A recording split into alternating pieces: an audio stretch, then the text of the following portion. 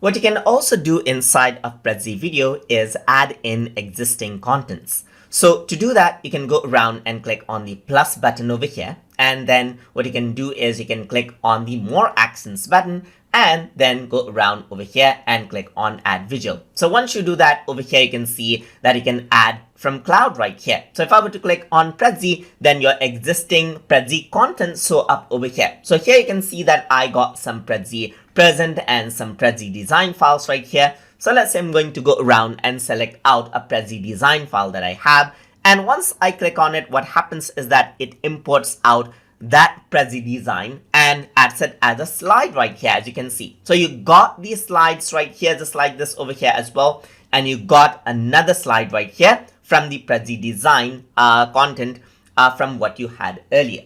So you can similarly go around and import out different slides right here. So you can go around, click on more button and click on add visual. And over here, you can click on Prezi and you can go around, select out the presentation files just like this.